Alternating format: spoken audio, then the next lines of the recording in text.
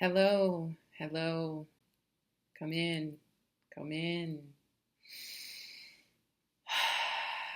Take a breath, sit down.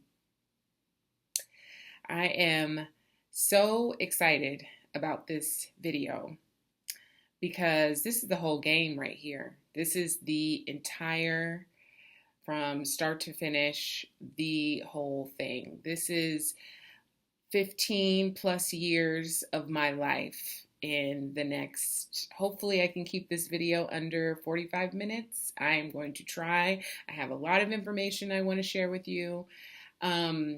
This video was inspired by another YouTuber whose name is Hitomi, and she is a safe space on the internet. I have subscribed to her channel for several years. And I was recently in California for a baby shower for my sister. And during the baby shower, I was very overwhelmed. So the next day, I actually took the entire day to myself to kind of come back to myself and recenter myself. And one of the things that I do, a part of my self-care routine, is to watch her videos.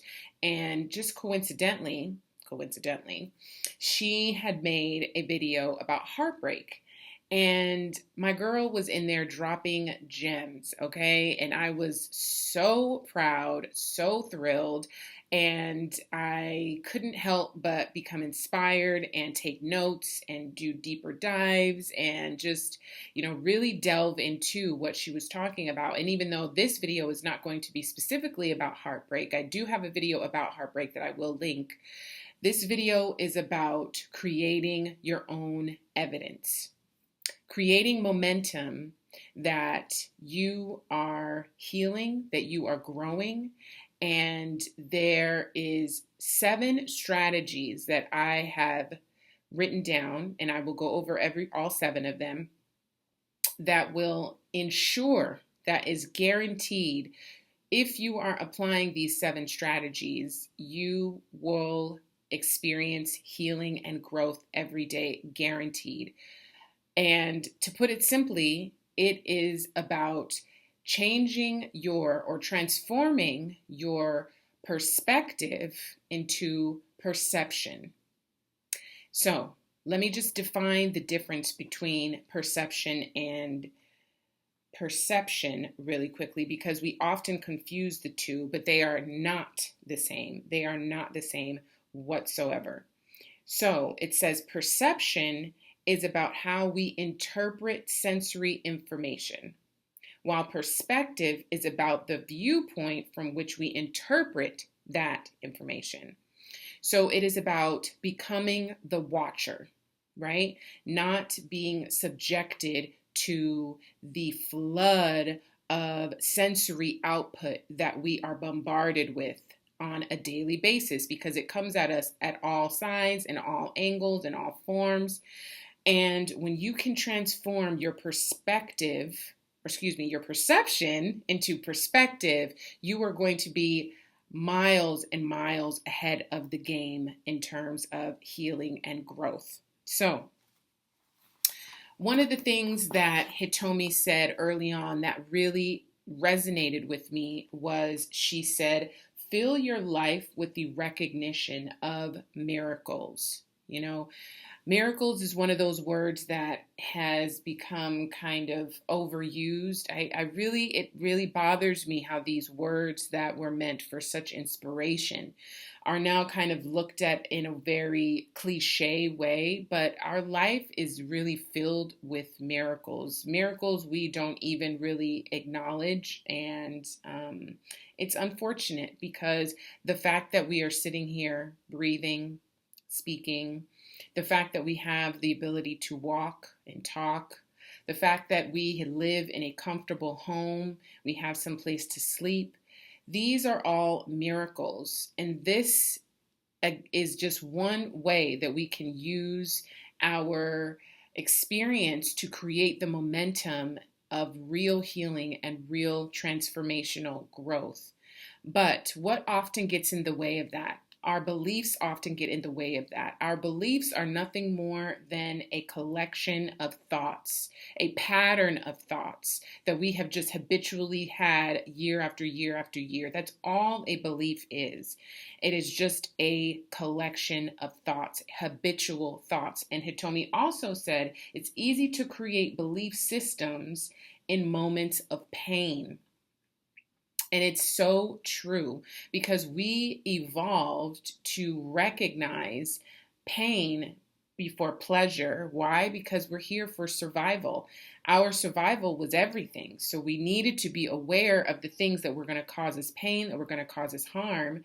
And so now we are so beholden to our evolutionary consciousness that it really does take effort to recognize these things, to stop them, and to turn them in the opposite direction, because there is no saber-toothed tiger coming to jump out at us. We are not, by and large, living as we lived hundreds and hundreds and hundreds of years ago, but we still have the evolutionary brain of it. So just being aware, just that one thought of your beliefs are only a pattern of thoughts can then set you on a trajectory of saying to yourself, okay, what can I think now? What habits of thought can I create now that will ultimately create a belief system, a belief pattern in myself? Being the watcher again, and not the emotions itself. And that's the big thing between differentiating perspective and perception. It's can be confusing, but if you look at it in a objective and subjective way, right? When you are subjectively looking at something, you are looking at it from your point of view. That is perspective. That is the sensory input that I am taking. Those are my emotions that I am feeling. I used to have a friend many years ago who had a mother who was manic depressive, and one of the ways that he developed coping with having a mother with such a severe mental illness is a saying that he used to say was, feelings are not facts. Just because you feel something does not mean that that is factual information. Now, it can help to inform you to get to another place, but a feeling is just meant to, like anything, navigate you through a feeling, a condition of stagnation. If you are stagnant, if you are stuck, that emotion that you feel is kind of the energy that is necessary to get you to the next step, whatever that next step might be. Often, I experienced anxiety. I experienced a lot of anxiety through my life. That was one of my dominant emotions that I experienced. And truthfully, it might be something that I experienced for my entire life because it's so a part of my internal makeup that it might linger there forever, and that's okay. But what I realized, and what I was so thankful to have been demonstrated to me when I was younger, is, my dad would work out. He had a jump rope. He had he had weights. He had, why can't I think of the word, a punching bag. He had a punching bag in our garage. So I got to see, I had it demonstrated from a very early age, the importance of physical movement. And that was something that always spoke to me. So whenever I felt anxious, I naturally gravitated towards the garage where all of these fitness equipment was. And I just kind of, took out my excess energy onto these sports. So I would bike, I would ride, I would walk, I would run, I tried to punching bag, but I was never really good at it. Even though boxing is a wonderful way to stay in shape, I jump rope now. And, it's so amazing how the benefits that I received when I was during COVID, during quarantine, is when I really ratcheted up my jumping. And now it's just a part of my lifestyle. I will jump at least once or twice a week. So that anxiety that I felt was just the energy I needed to get me out of whatever state I was in.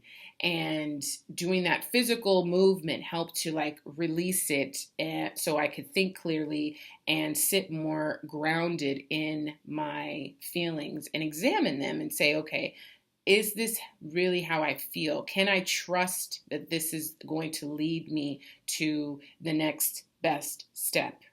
And not from a place of revenge or bitterness or loneliness or anxiety or these things that we are so practiced on just exerting. We're so practiced at just doing that we don't even question. There's no distance in between the feeling and the behavior and the habit that happens. It's just like that's just how we live our lives, and it becomes our character, and it's really unfortunate.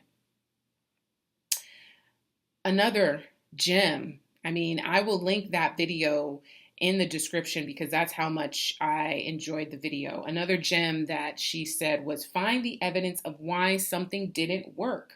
Why something wasn't meant for you. Find the evidence of what was this here to teach me? What lesson can I learn from this? And, moving beyond that, because the thing about being an empath, and I am a very empathic person, I can be very sensitive at times. When I feel overwhelmed in my emotions, that's when my sensitivity really ratchets up. When you are an extremely empathetic person, it is going to be easy for people to manipulate you. It just is, because I used to watch this show. I still watch it every now and again. I watch this show called The Deuce on HBO, and it's about prostitution, basically how the porn industry got started in the 50s and 60s and 70s. It started with prostitution in Times Square. And, it's very easy to look from the outside about how these men, these pimps, are able to control the mind of these women and get them to do these things that are just horrific, where they are selling their body and basically for free. They are literally giving themselves away for free. It's easy to do that, but it's easy to manipulate someone when we are in such a mental, emotional state, vulnerable emotional and mental state, and you don't have anything that is grounding you to recognize when you are being lied to. Because we always know, our body is always telling us, yeah, you know what, you probably shouldn't trust that person. Yeah, you know what, that person's probably lying to you. When you can feel something in your gut or you can feel something in your bones, we know.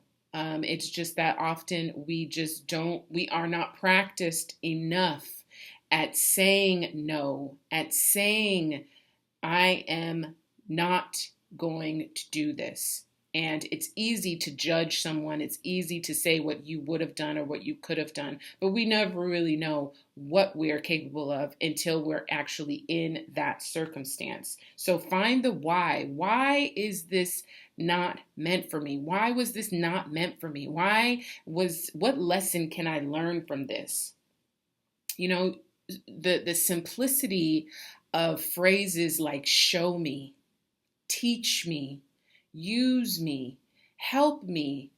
These are just filled with so much wisdom, because a wise person really understands and really knows that we don't know shit. Honestly, that's what real wisdom is knowing that I don't know anything. The more that you know, the more that you really don't know. And I'm okay with that. I am 1,000% okay with not knowing what is at the bottom of the ocean. I'm okay with that. I am okay with not knowing, or the uncertainty of what tomorrow might bring. I am 100% okay with that. There is a lot of uncertainty in life, and it's about moving through it in such a way where you are trusting the process, but are okay with whatever comes and knowing that you can handle whatever comes.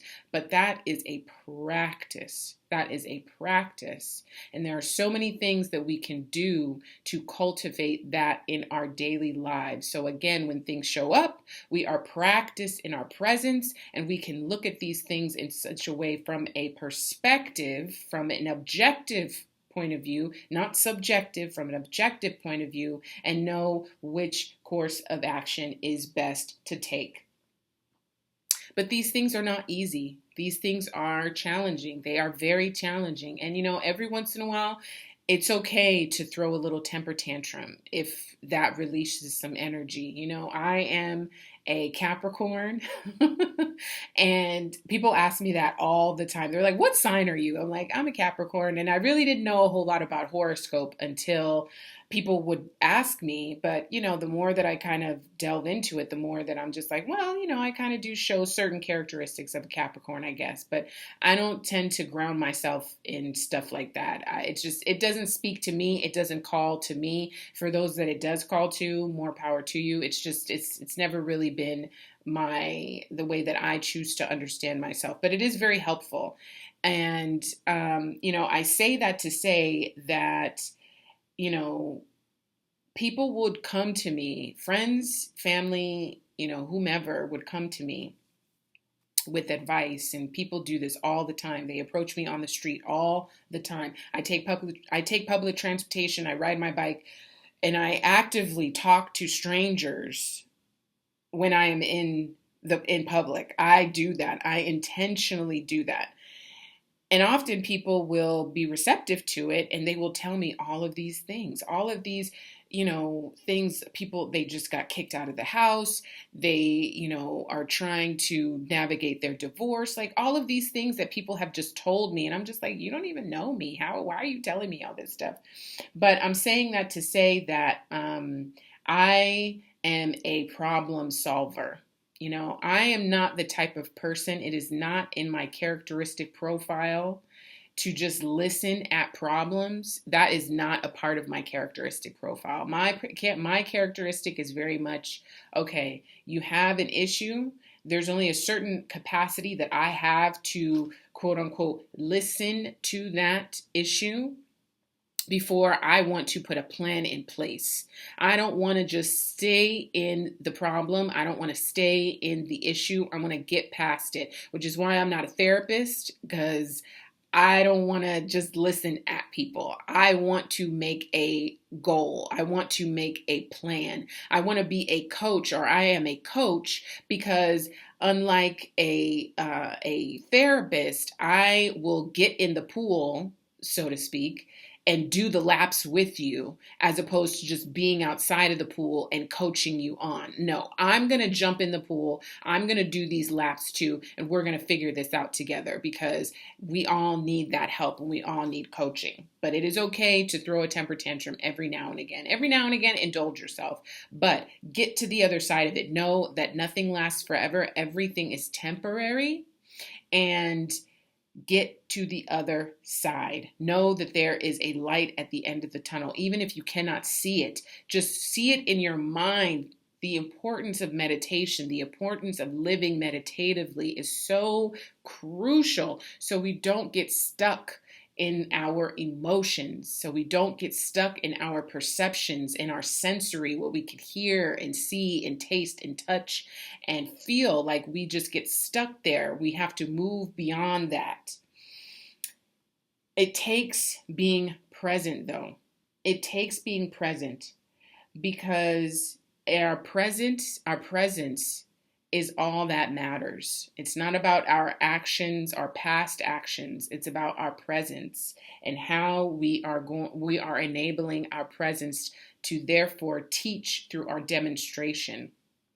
Oftentimes, and I worked in retail for a very long time, oftentimes people just want someone to listen to them. It's not about the problem itself. It really is. Some people just need someone to see them, to value them, to feel like they are worthy, because we haven't cultivated that worthiness in ourselves. So we need to for someone else to see it so that hopefully we can see it within ourselves. And I learned that very after many years of working in the service industry, that, if you have a disgruntled customer or guest, sometimes just being that vessel for them to speak whatever they have to speak, just sometimes just making eye contact and not saying anything, but really just saying, I see how that could hurt you. I see how that could bother you. If it were me, that would probably bother me too. Or not saying anything at all. We all just need to be seen and heard and valued. And we are all valuable. And you can't blame someone who hurt you for hurting you. That is not your responsibility. It is not their fault that someone hurt you.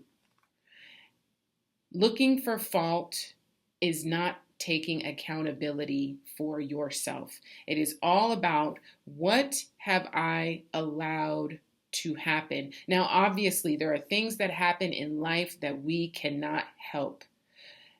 Obviously.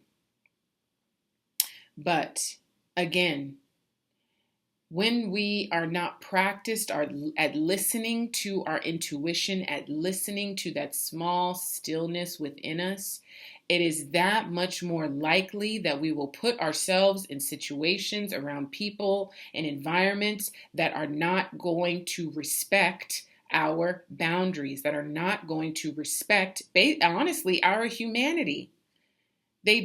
How can you expect someone to respect your humanity when they don't respect their own? Maya Angelou said something along the lines of, you cannot expect someone to love you who does not love themselves.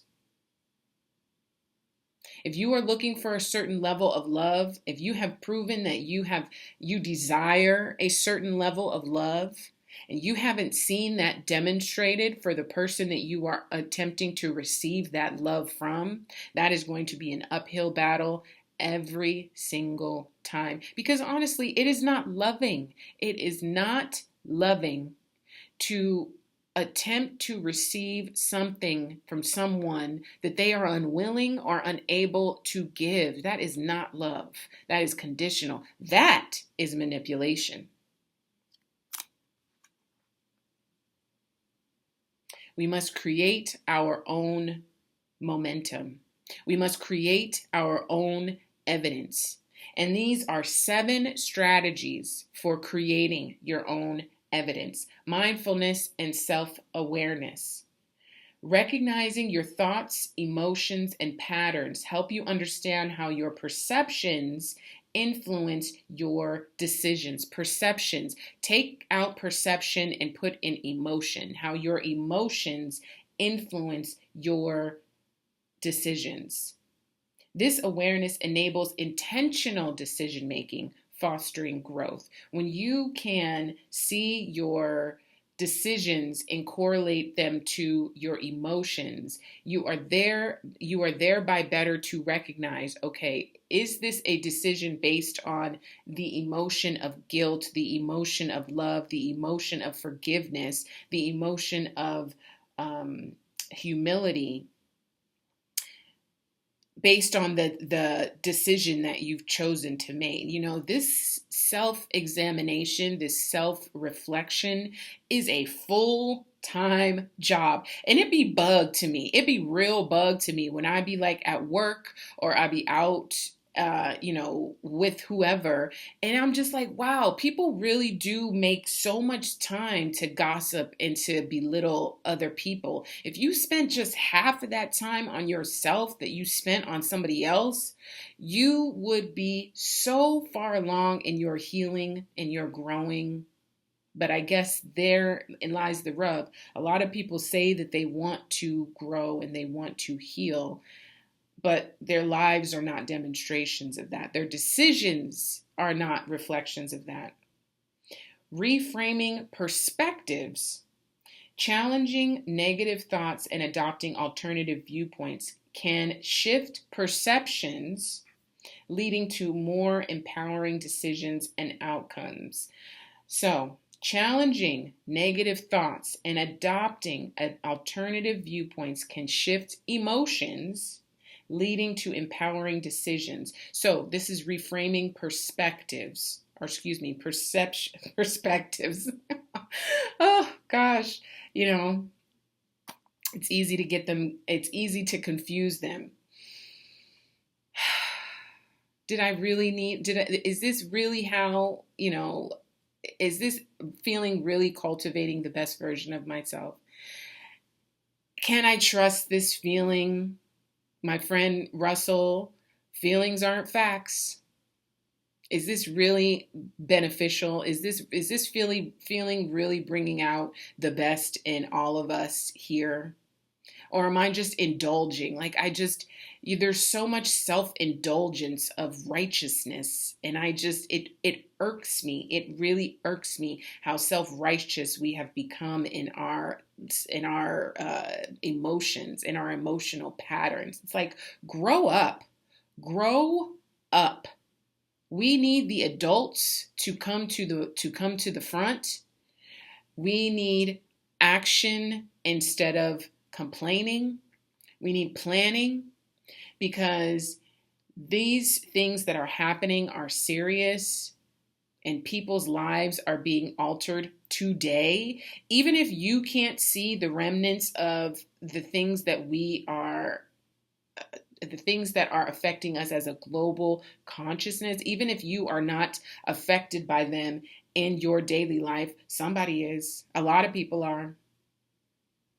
You wouldn't want nobody to treat your kids like that. You wouldn't want nobody to talk to your grandma like that. You wouldn't want nobody to treat your pet that way. Be more aware of your decisions. Intentional decision making, making conscious choices aligned with values, goals that support personal growth and healing.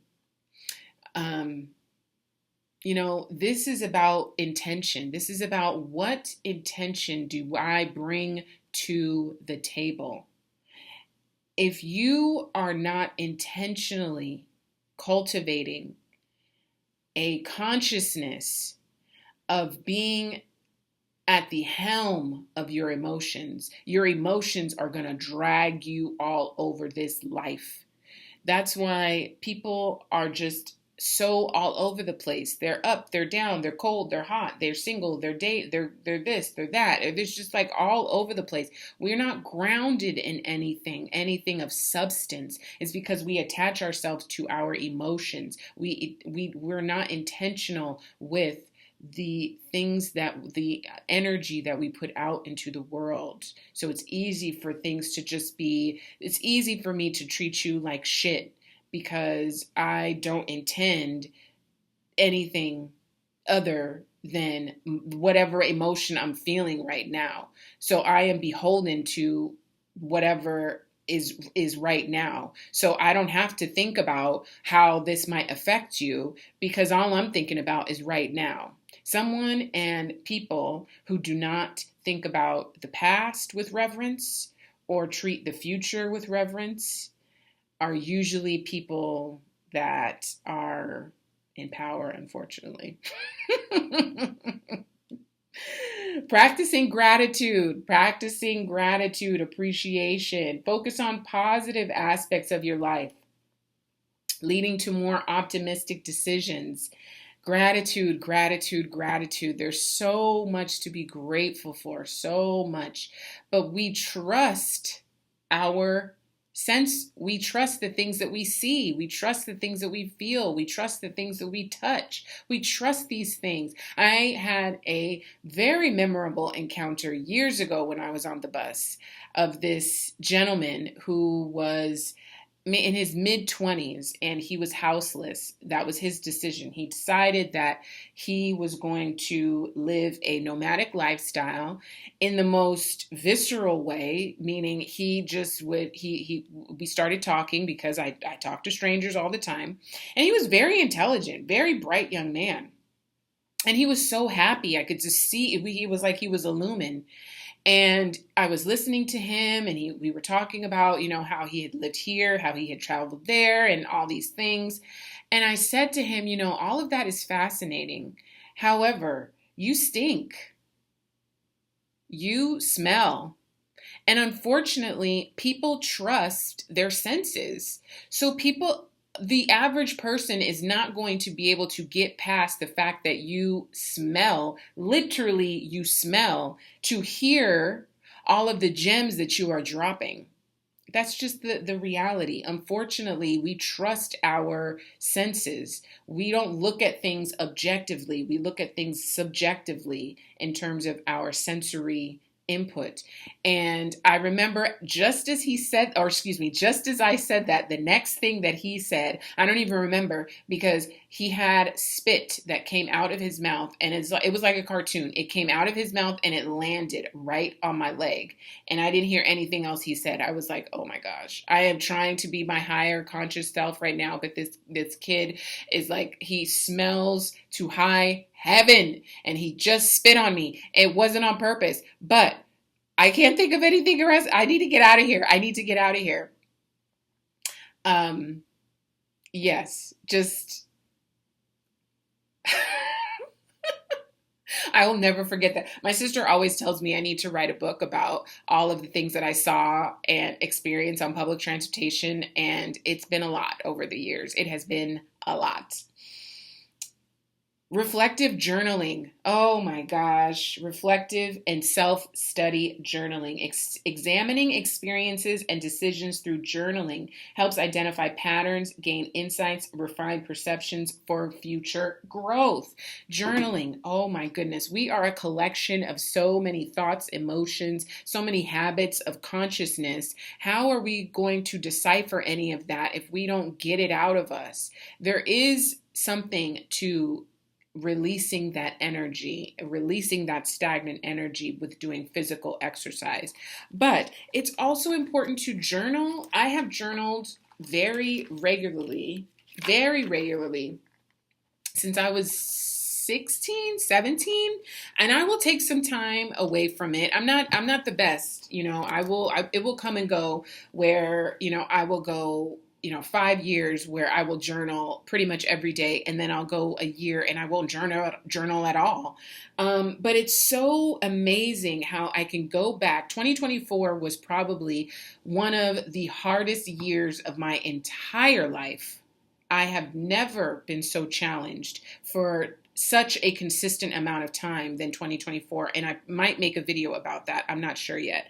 But it's so interesting. I can go back through this 2024 journal. I'll get a journal at the beginning of the year. I flip back, and some of the things that I wrote, let's see. Here's some stuff from Andrew Huberman about being alert and focused. Let me see, questions for my therapist. Asking for a thing to change is true laziness. This is Abraham Hicks, a quote that I wrote down. And one of the things that kept me going was a podcast that I saw from the Everyday Spy, Andrew Bustamine, who was a CIA agent, and his whole training, his entire CIA training was about taking perception to perspective. Because when you are in an environment where you are looking to manipulate people to get information for your disposal to use how you wish, it's very important that you don't allow your emotions to get in the way of that. And many of us allow our emotions to get in the way of what our objectives are. We get stuck there. People who are true master manipulators, narcissists, their objective is to get whatever they can from you and keep it moving. The more grounded you are in your practices, the more that you can just recognize those behaviors, because a lot of those behaviors have a lot of the same characteristics. Again, when I lived in LA, I dated, I think, like 3 rappers back to back to back, and after the third one I was just like, oh my god, I am so done. They have so many of the same character traits and I can't handle it anymore. So you begin to recognize these things, and then you're not beholden so much to these emotions that literally are just clouds evaporating in the sky. Think of them that way. They are just clouds moving from here, there. One minute it's this, and the next you look up at it and it's completely gone. Perspective will change your life. Changing your perspective, your perspective to perception will change your life. That is the whole game. Taking your emotions out and looking at things from an objective point of view. Now, obviously, you're not going to be able to do this autonomously, I don't know if that's a word, because we're not robots. We are still beholden to our emotions, and as we should be. Things deserve reverence. Things deserve love and care, all of those things. But putting them in check, making sure that you are at the helm of them and not just being dragged by them. Forgiveness always precedes gratitude. Always. It's challenging to find gratitude if and when you have not forgiven. However you choose to cultivate these tools that will cultivate your consciousness, your deeper, your higher consciousness, I support you. I recognize you. I am proud of the work that you are doing.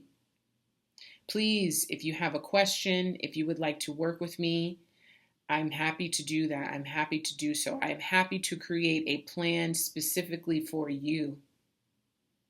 Check out this next video, and I'll see you next time, my friends.